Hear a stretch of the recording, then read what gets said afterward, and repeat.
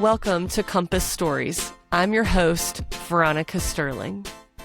And my work is centered on helping people who are in the middle of disruption rediscover meaning, strengthen connection, and move forward with courage. I do this through speaking, sharing experiences, and storytelling. I'm grateful that you've joined me for a conversation today. And if it resonates with you, I hope that you will share it with someone else in your life.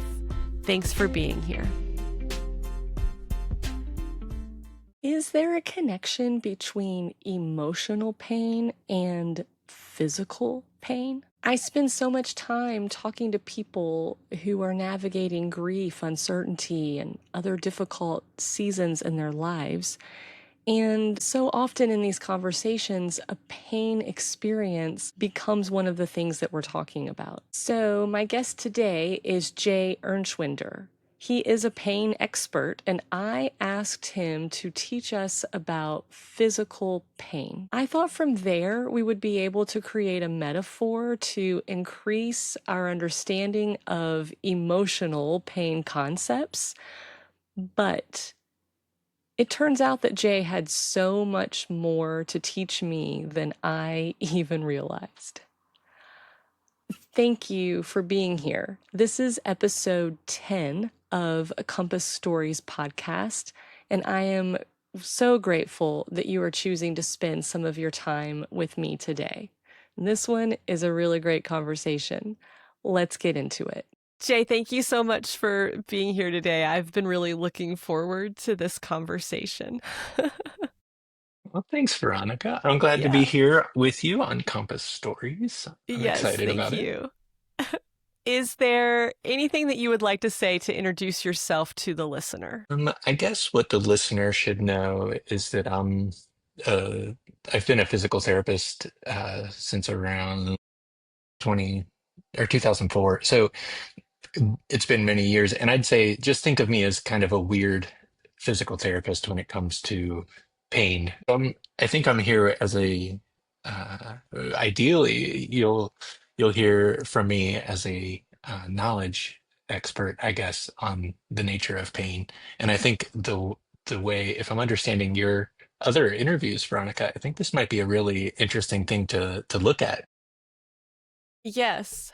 How, as a physical therapist, how did your work bring you into a pain space? I mean, I think of you as a pain expert. Like, how did you come into this space with your career? It was kind of just like a refinement over time of like feeling good about working with certain body parts and certain uh medical situations, feeling like that person who had their knee surgery and came into therapy, feeling like a competence around different aspects of physical therapy as a field. And then eventually over time coming to this chronic pain space and repeatedly like struggling to feel that same competence.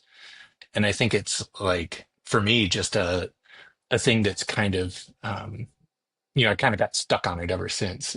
uh and I still think it's an ongoing area of research, so there's a lot we don't know. um but it's kind of a fascinating space to be in. And once you start like asking for patients who have been in chronic pain, or doctors or colleagues see you working with these folks, and using some strategies that aren't just like, well, I don't know what to do for this person, then it kind of organically turns into this thing where you're like doing it most of the time, which it's literally what I am now. Okay, so in my professional work, I am with a lot of people who are navigating emotional pain. I suppose I'll call it grief, stress, um, guilt, shame, etc. I think there's an Hmm. emotional pain there. But I am also very aware that there is a physical component that is very real, even in that emotional pain. I one time had someone who was going through a grief experience tell me they told their friends they knew they were dying because they just physically felt like they were in so much anguish inside their body. Mm. So uh, I mean, this just makes me like I have to understand this more. What is pain? Well, let's start out a little nerdy, maybe. And if we were to ask the International Association for the Study of Pain what pain is, they would define pain as an unpleasant sensory and emotional experience associated with or resembling that associated with actual or potential tissue damage. I hope that clarified your question. That's so it's going to remain vague. Well, we can break it down a little. Okay, okay, let's do that. All right. So there is a sensory component, and they name that, an unpleasant sensory experience, Okay, yes. but it's also an unpleasant emotional experience. So it has like this weird half in, half out. Like it is both, you use terms emotional and physical, and you're right in both cases. And in a way, we're almost incomplete with either one of those terms as well, because it's simultaneously a like physical and emotional experience. Is that part Um, making sense so far? yes, I think so. I think what's going to happen in this conversation is I, if for as much as my work is in a space with people, and I know that people are not, we're not black and white. We're all very unique and every experience is unique. So I'm comfortable Hmm. understanding like the shades of gray, I suppose. And when I'm learning something, I really like to be able to synthesize very clear black and white information. So I feel like you're trying so you are trying to prepare me to just have a baseline of mild frustration throughout this lesson today, I think. Yes. And that would Yeah. be a very, like, I'd want to normalize frustration in this space because I think a lot of the people that I work with are frustrated too. Like, well, what do you mean? And and it's not until you can get into like how it might relate to strategies or until you can get them into a place of curiosity or it's there's this like wanting for a singular answer that is so typically human. Like Yeah. tell me why. And by the way, when you tell me why, make it a simple thing that's easy to understand. And so it's hugely dissatisfying in this space because Yeah. that doesn't happen.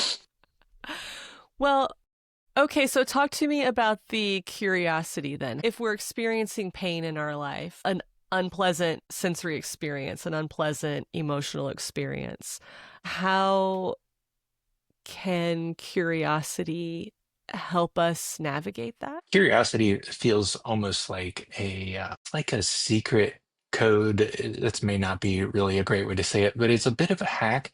Like it's hard to exist in our human physiology. It's hard to be simultaneously both curious and also under threat.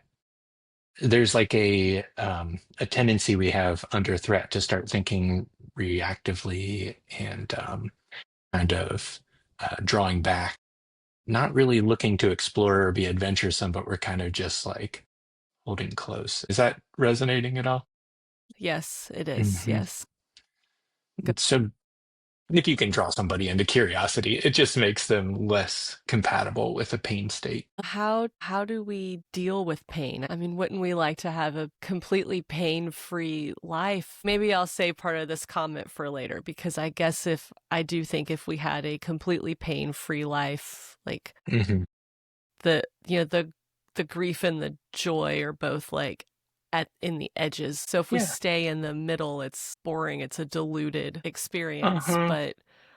But so we can come back to that maybe, but let's start with if we have pain, how can we deal with the pain? There's in an opinion out there that pain might be thought of as a cue from our body. You could almost think of it like thirst or sleepiness or something. It would be a way that our body tells us that there's a behavior we need to use. So if I'm thirsty, I'll get a drink. If I'm sleepy, I'll take a nap. If I'm in pain, I'll react to whatever situation is so that this pain stops. It's like behaviorally motivating us. It's a way that our primitive parts of our body can get us to take action on its behalf. Are there good ways and bad ways to react to it? Well, assuming that your goal is to like not be in pain all the time, I think there are good ways and bad ways to react to it. We talk a lot about like a feedback loop that you can get caught in. So the experience of pain being emotionally distressing, and you might guess where I'm going with this, but then your emotional distress, since it's very much according to our definition of pain, this emotional distress is pain heightening. Um, and then we feel the physical side of it intensify. And then, of course, our distress would be amplified as well. And you could kind of get into a snowball here. So there'd be a really unfortunate scenario because your instinct to get pain to go away might actually fuel it, if that makes sense. It does. Yeah. Could tell me more about that. So you might be met with failure a lot. You're trying to get out of pain and it's not working. This would start to feel hopeless over time. Um, it, you're going to just kind of naturally burn out. It'll be harder to stay curious and look for a solution. It'll be more and more along the lines of like a depressed state, a hopeless state. Um, which is very chemically and electrically, like inside our bodies. That's a very pain promoting state to be in. Um, so you could start out potentially with this, like, let's take the physical pain, the sensory side of the pain equation. Maybe I have like some sort of bone in my arm that's been broken or something. Um, and that could be the first reason I have pain is a dominantly tissue related reason. But then later, I realized that this broken arm is going to cause me to lose my job, or it's going to um, interrupt some really valuable things in my life. And there's a stress associated with that. So even though it starts as a more physically dominant, sensory dominant kind of scenario, it can quickly start growing, so to speak, like emotional elements, if that makes sense. Like it's hard to be in pain and not get stressed out eventually. Yeah. Yeah, I think this definition, this sensory and emotional part, like I think that I'm slowly wrapping my head around understanding that those two types of pain are actually the same pain. I don't think I fully understood that before. So, like, if I'm thinking about someone's story where they are suffering through grief or suffering through depression and they are working their way forward, trying to work their way forward, but it feels like they're failing because maybe they are. Maybe the first way they tried didn't work, and so now they have to navigate something else. And so that's, yeah, I'm struggling to articulate this now because I don't think that even in previous conversations that we've had, I don't think that I fully put together that it's the same thing. But remember that it kind of can shift which parts are the most dominant. So somebody Yeah. who's in extreme grief and is feeling like, oh my gosh, my body feels so bad, I'm going to die. We could argue that the emotional experience would be the primary driver behind their their feeling of pain. The type of pain that they're in is mostly emotional. And we could say somebody with a broken arm, their pain is mostly this tissue related type of pain. Mm. But in both cases, the word pain applies. And in both cases, because of the deep emotional distress, you'd have a body that felt bad. And because of the body that was injured, you'd have emotions that didn't feel good. Some people don't feel pain and they don't have very long lifespans. It's trying, again, trying to get a behavior to happen. It's trying to protect us. Okay. So it is a helper initially. It's probably a pretty primitive helper from a human evolution point of view, but And so even from that emotional trigger or from that physical, I broke my arm trigger, there's this like a physiological element, I guess, that's happening that's the same. Is there a definition for what that process is, or is that also clear Mhm. as mud? There's some definitions. The Okay. initial arm broken scenario is Hmm. is mostly relating to the tissue damage. And we have a word for that, nociceptive. Okay. These nociceptive signals come from my broken arm and they come up into my brain. And then my brain gets to decide, does Jay need a pain experience? And it might give me one, or it might consider the context of my surroundings and who I'm with and what I'm doing and what I'm trying to accomplish. And it might decide not to give me a pain experience if that feels like a better option. It's kind of an unconscious survival calculator we're carrying around inside of us. So somebody in like a combat situation might receive a lot of tissue damage, but continues to function and doesn't actually feel the pain because that's better for their survival. And then other times, the pain is exquisite and it's just because the calculator kind of got tricked and it thought we were damaged, but we weren't actually. And I hope that makes sense. Yes, yes. There is a word that gets used a lot in my space is stigma, right? Like Hmm. I'm a former hospice CEO, so people would say, "How do you deal with the stigma around, death and the work that you do?"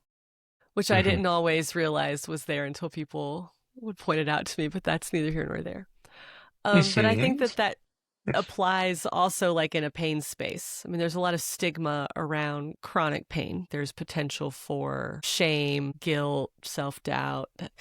Like, what are your thoughts on shame and this kind of spiral of emotions, I guess, from your perspective as a practitioner?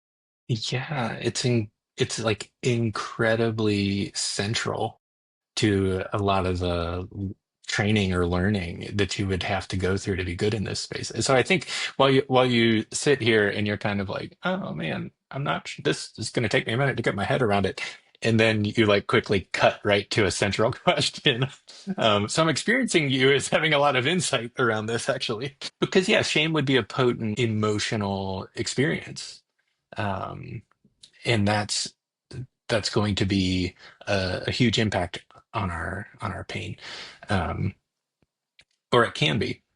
Remember, of course, if it's back and I've got like the broken arm, there's not usually a lot of shame there. It's kind of like a nice, pleasantly concrete problem, and in our society, we do pretty well with these, and there's not really a lot of stigma around breaking your arm.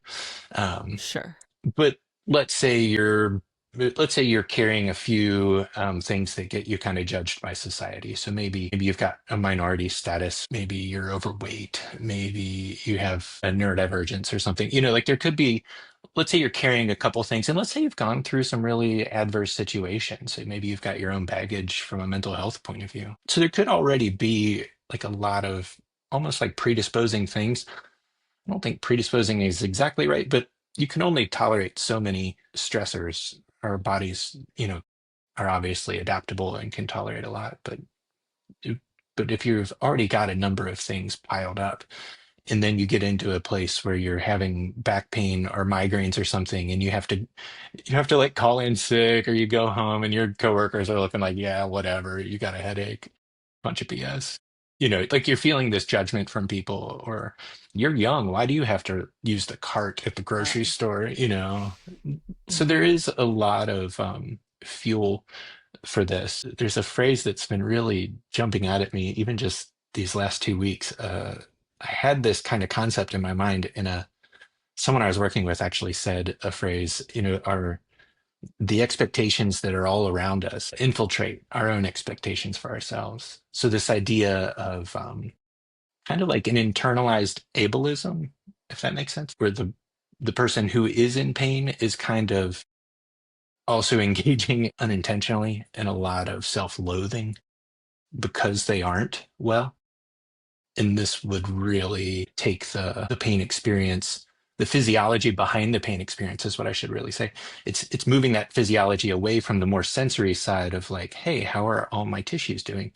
And it's really spinning up the more emotional processing parts of our physiology. So if there's an expectation that someone has for me to behave in a way, to be able to walk through the grocery store or to be able to stand up from a chair without using a walker if I'm a young person or something, I don't know. Yeah. These are cheesy examples.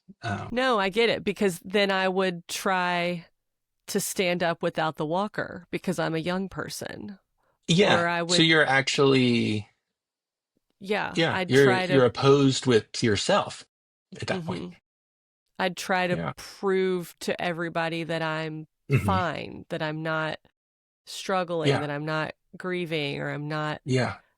Hmm. in emotional Hmm. distress, or my back doesn't hurt. I Exactly. can keep running. I can Hmm. push through it, et cetera, et cetera. Yeah. Exactly right. And I would suggest we call that masking. Mm. So you're going to see a lot of masking behaviors. Everyone has these expectations, Hmm. or at least I think they do. They A probably great do. point. Great point. They might not even have the expectations, but if if I think they do, then it still matters, Yeah. right? So then Yeah. that becomes this mirror. That's how I see myself. So I try to mask what I don't like. Okay. So Okay. when you're asking about shame, I would say, behind every person who's masking has to be an underpinning of shame, or they would masking in the first place. They would have been fine with just presenting authentically. Okay. So I have two follow-up questions. One is, how do we help ourselves overcome this in a way that's healthy? And then the next question is, how do we help others if we aren't the person in pain? Like, how do Hmm. we help someone else who's on this journey? I love this. And there's some sort of physical therapy strategies that might not really apply here, but there's like really easy interpersonal strategies that I think anybody can do without any additional training. I'd like to start by just pointing out that as humans, we have certain needs. Of course, we're going to need, air to breathe and food to eat and shelter and all these things. But from a more interpersonal point of view or from a social point of view, we have a need for connection. When we're connected with a group, then we have social support there. This enhances safety. Safety is going to be like the secret sauce that does this like overcoming that you're asking about. So connection would be one of the needs. And then the other need that is a little tricky in this space is authenticity, the ability that we can trust our gut and we can respond to something in a way that we need to. Authenticity and masking are maybe really easy to start viewing as in competition with each other. And Yes. think the need of connection is also really easy to picture if you think about it, because there's an isolation that comes from being like in pain, or distress would even be a nicer, maybe more general word, because it's not always pain that we're feeling. It might be, a really prolonged grief process or something. Prolonged, isn't that hilarious? Like, who am I to decide if that's prolonged? But if the people around me are kind of indicating that I should be over it by now, then I guess the expectation is that that's a prolonged grief process. But you might lose the connection and the authenticity at the same time.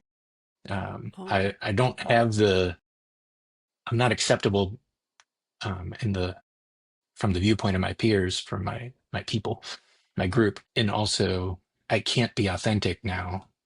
I have to mask up because otherwise I risk social rejection or social isolation. So suddenly you've got these two needs, and they can't they can't both be met. yeah. And it keeps the person in distress, if that makes sense.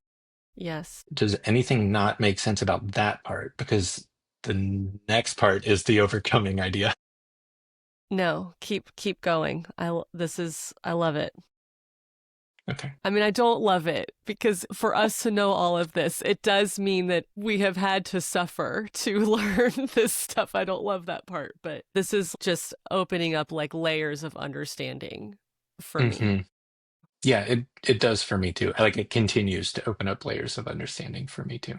The idea that suffering is a universal experience that we're all going to have from time to time, and that there's Yes. something almost like some sort of solidarity that comes from that. Like we are humans, we will suffer. Yes. Okay, yeah.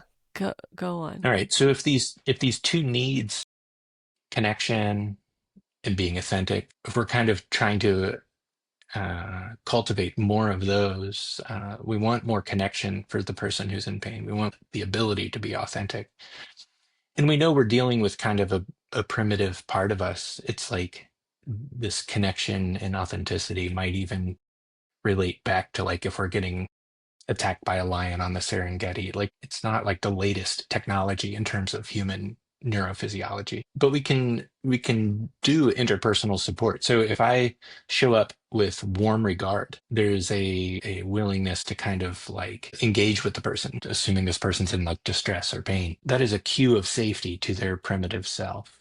It's like, oh my gosh, here's some social support. I have additional resources now because this person seems ready for connection with me. So you're kind of Hmm. upending one of those problem spots with warm regard, with friendliness, with connection. So if there was somebody I really wanted to support who was in distress, I would try to find some version of connection that worked for them. But it's not always one size fits all. Got it. With authenticity, Yes. Yes. what we're doing here is really trying to promote autonomy or at least active participation in recovery. Okay. I think that healthcare in America does an unfortunate job sometimes of like making the patient the receiver of the care. If you think of this in terms of autonomy or active participation, this will erode their authenticity. Um, they're not able to take any action to help themselves get better. I hope that that connection was harder for me, the idea that I'm not being authentic if I'm not participating. That one took me a while. It doesn't Okay. feel quite as intuitive to me still, but the idea that this that we can trust our gut and we can respond to the way we feel all on our own is like trusting our authentic experience, I guess is the best way I can say it. And a lot of times we don't have this we can kind of lose this ability because we've been in pain for so long and we don't really know what to do about it and we feel hopeless and we're not empowered anymore. Yeah. Yeah. Yeah. You mentioned the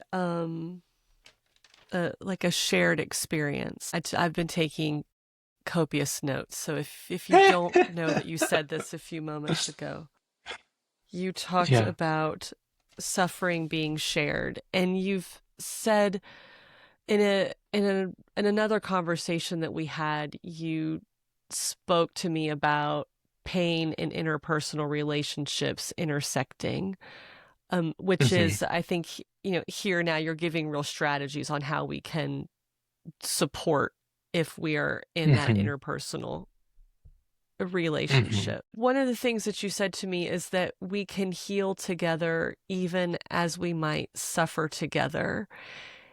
And uh, this might not have been a question that you were expecting. And I don't think it was one that I was really expecting, but now I'm just kind of wondering what happens? How can we support if the intersection is both of us are in pain, both of us are suffering? How do we support that relationship? How do we heal together? Yeah, that's a great question. That's a tough one. It occurs to me though that there might be um, a slight advantage in that situation because this topic of validation, specifically like pain validation or distress validation, um, can come up. There was a lovely article, one of my favorites, that came out in October of 22, and they were all about defining pain validation and like how helpful it is to um, basically like hear somebody's story and indicate that it's acceptable. It kind of ties into this human need for connection that I've already spoken to, like, or it's okay to be authentic with me because I too understand, like, I get it. I think of us as human beings as a social species. It seems like we've got a lot of wiring, a lot of chemicals, a lot of like interest in our people, in our social relationships. I think we're sort of naturally wired to help each other recover, maybe particularly when we're both hurting. Okay, so you are my 10th interview. You're a milestone interview for me on this podcast. This is number 10. But I just really hope that the listener is paying attention because we have heard personal stories from people who have talked about pain and suffering and grief and how people in their lives helped them, how people in their lives didn't help them. We've Hmm. heard them describe like trying to figure out how to move forward and reaching for connection, even if they felt like they were unsure about whether or not that was the right thing to do. And I just think that what you are telling us as a very practical matter, I'm hearing a few things. One, if I hurt, that is a normal part of my life. Like I'm not broken and without the ability to repair if I'm in any state of suffering. Like I think that's part of what you're saying. And if I'm Hmm. going to be able to repair, I need to have people. I need to have this connection in my life.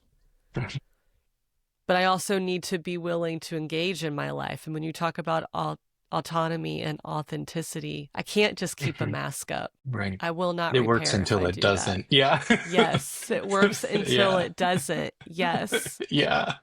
It's a lot of people do pretty good with that for a long time. Yes. Yeah. It's also kind of that well said, Veronica. I also want to point out that we can, if we are in isolation, we can kind of do a little hack and be social support for our own primitive nervous system, so to speak. Like I I am a big proponent of talking to your own body in a simple phrase like I'm with you and I'm going to take care of you. Like you've just offered your own aching back or whatever it is, some of this social support, and it's maybe not as Interesting. robust as if I had a whole group of people around me, but it's not like it's not nothing from the way it activates us. Wow. Okay. That's encouraging. That's good to know. We can give Yeah, ourselves yeah. a boost into the right direction. It might work maybe most potently if there's a lot of shame to displace, or if like a really oppositional relationship with my own body. Like, why do I have the body of a bazillion-year-old? This isn't fair. There's all this kind of emotional distress just around the way my body is. So like actually turning a friendliness towards your body and saying, "Hey, I'm here and I will support you," becomes quite powerful. So I guess I would have thought as like if you flipped the coin, like the opposite to Hmm. pain is comfort, but I think that maybe that's safety, like safety in ourselves, safety in our Hmm. connections. Um, but since there's this emotional component that is not separate, but it is a part Right? of the pain, you Yes. have made that part of this lesson very clear. Where does joy fit into this? Like, is Hmm. joy the op- opposing side of pain? Is it the opposing side of suffering? I think you could probably make a good argument for that. I'm very confident that fear is the biggest emotional fuel source for the pain. This is a natural reaction to threat or perceived threat, which is even back in that definition from the International Association for the Study of Pain, associated with or resembling that associated with actual or potential tissue damage. Like the idea that we might get injured can trigger pain. So there's this fear or the anticipation. Fear could be literally because something has happened and oh my gosh, what am I going to do now? or fear can be in the anticipation of what if my back goes out and I can't get out to the car and get home, or what if I get a migraine again, or what if, you know what I mean? Or Hmm. what if my all my friends and family leave me because I'm a stick in the mud or something? Yeah. There's a lot of fear. So yeah, I think leaning into like making time each day for a joyous activity. Joy is maybe one of the hardest emotions to like create, though, like to kind of engineer for yourself. Like how do you do that? But it'd be a nice Well, thing to try. I mean, I think in a way, joy might be the scariest emotion to have. I, I mean, I mean, like, I think maybe a lot of people would say that, love is the big scary emotion, but Mm. I like you can love someone and then maybe fall out of love and love again, right? Like that happens. But Yeah.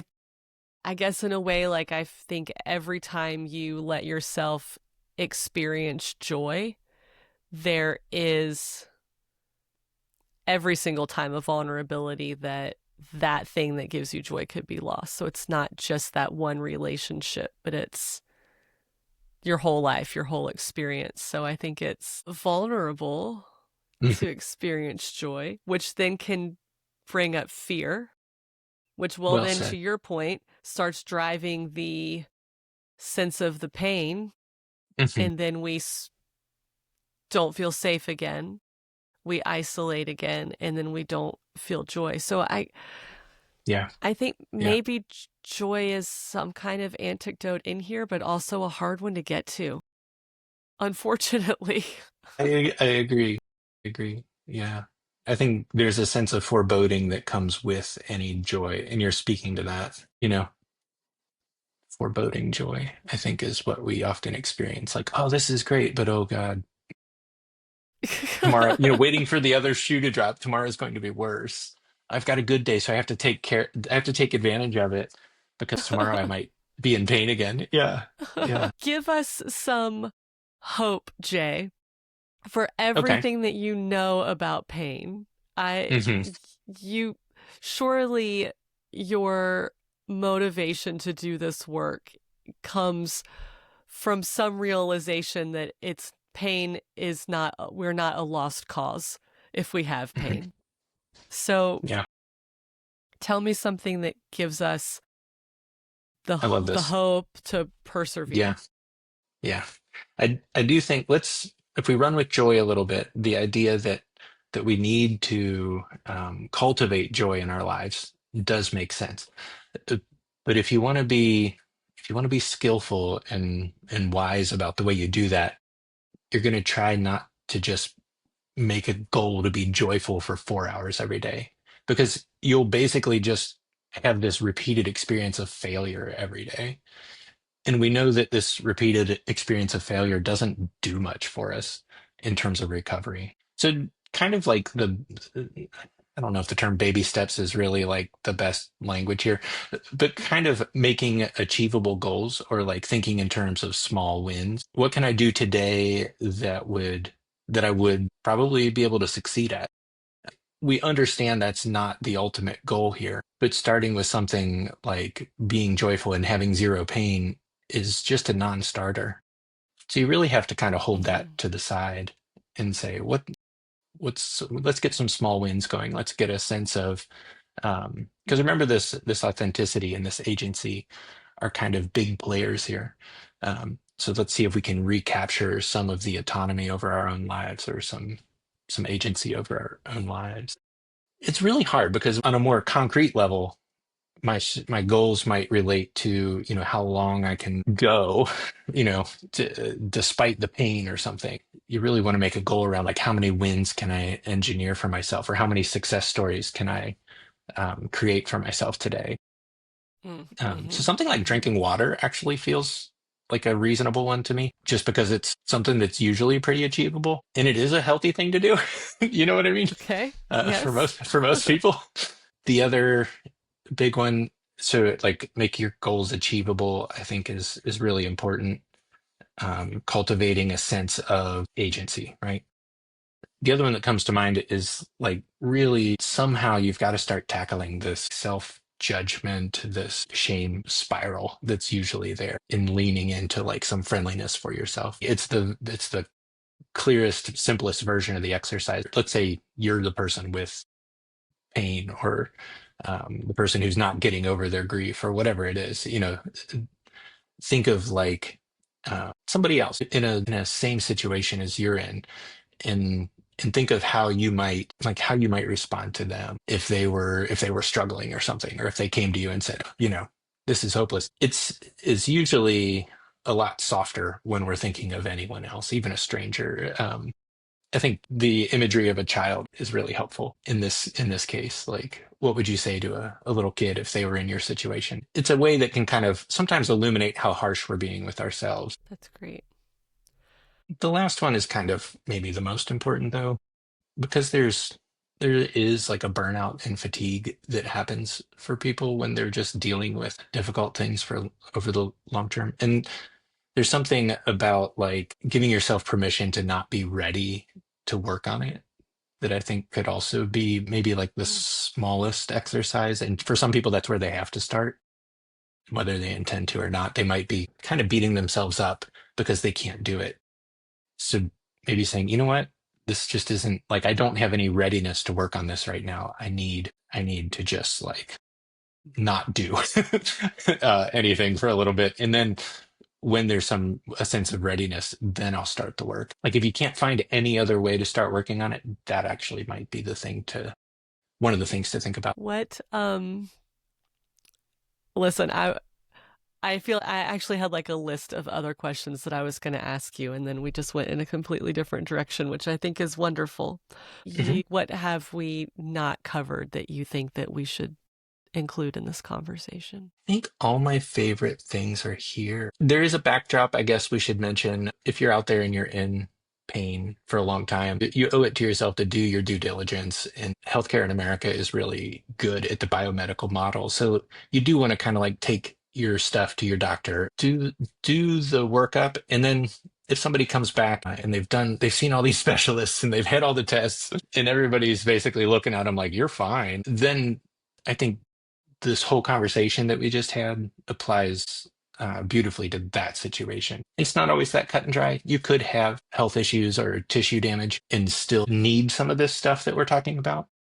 Mm-hmm. But just remember that it's not to the exclusion of the usual care or the standard of care. That's maybe a bit disclaimery, but it's just important not to think in a single way. Like, oh, if I get rid of my fear, all my problems go away. Like, make sure that like you were saying, it's fear, it's tissues, it's disease, it's relationships, it's like all these things simultaneously. Yeah, it is multifaceted. Yeah, I had imagined that you would be teaching me about this physiological concept of pain that would, in a metaphorical way, translate to the kind of suffering that we can have and experiences in our life.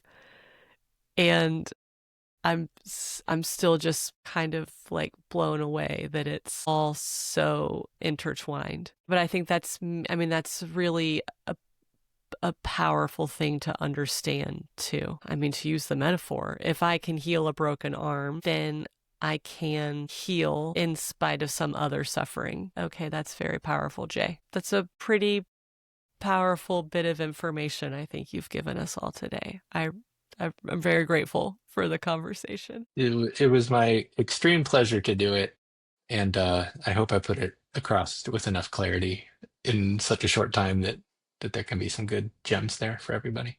I know I'm going to be thinking about it for a long time. I'm going to be like reframing so many other things that I thought I already understood into Yeah. the context of what we learned today. I'm really glad we Mhm. talked.